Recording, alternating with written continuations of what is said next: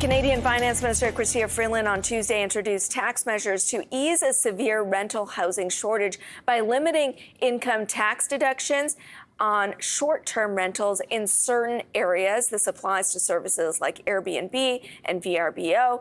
The new rules apply as of January 1st in provinces and municipalities that bar short-term rentals and affect deductions such as interest expenses. Joining me now is Nathan Rotman. He's policy lead for Airbnb in Canada. And Nathan, when you look at the goal of this, I think it's to make it less attractive for a property owner to Airbnb that property versus looking for a long-term renter. How are you thinking about it?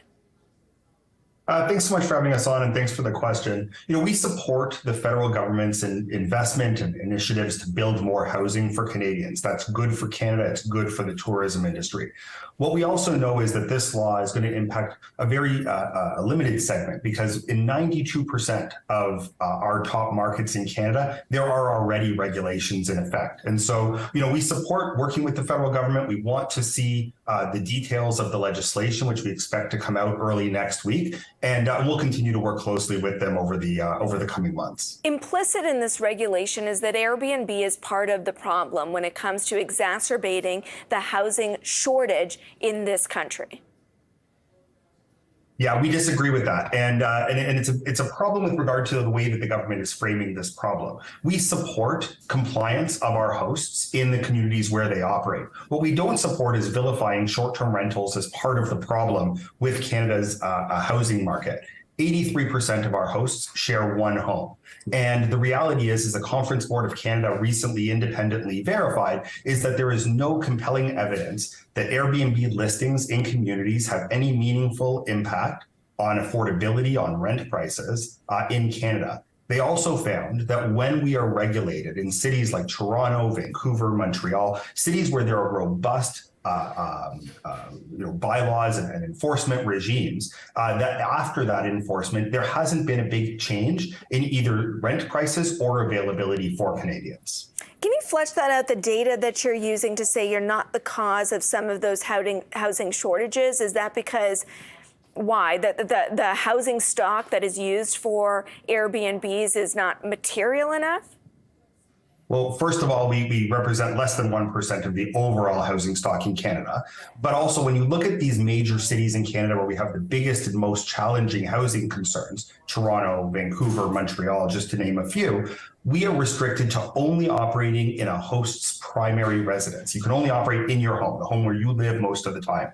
So I travel for work a lot. When I travel for work, I could short-term rent out my home. If I'm a snowbird, I could rent out my home in any of those cities.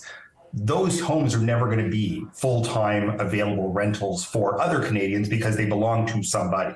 What this may impact, however, unfortunately, is those individuals who are renting out their cottages in some communities, which allow all Canadians to experience all of the beautiful parts of our country and rent places in other parts of the country that they may want to visit.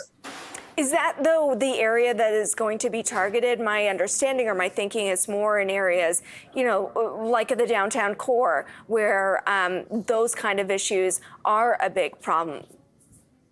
Yeah, I mean, in Toronto, certainly in the three cities I've mentioned, Toronto, Vancouver, and Montreal, there are really robust enforcement mechanisms. And so at least in the fall economic statement, what the minister laid out is in areas where you are prohibited or where you are non-compliant, that this law will apply.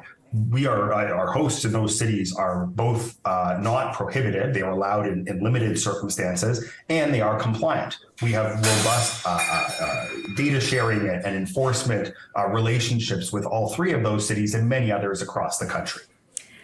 From the constituents that you hear from that are using Airbnb to generate income, does this now make it not viable for them, or do they simply just try and increase prices and pass that through to the end user? We still want to see the details of what this law is really going to look like and how it's going to impact our hosts. There's a lot of hosts who are obviously concerned about how they're going to continue to operate. We know that more than half, 53% of hosts in Canada have said that they use the income from hosting to cover the rising cost of living.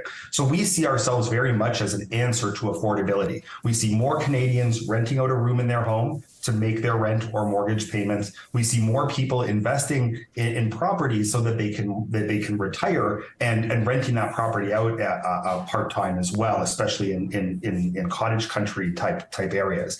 And so we want to make sure that those hosts are protected and that we are sharing the appropriate data with the federal government for them to make the right decisions, both for the housing market, but also for the important tourism market and these rural economies that so badly depend on this kind of income.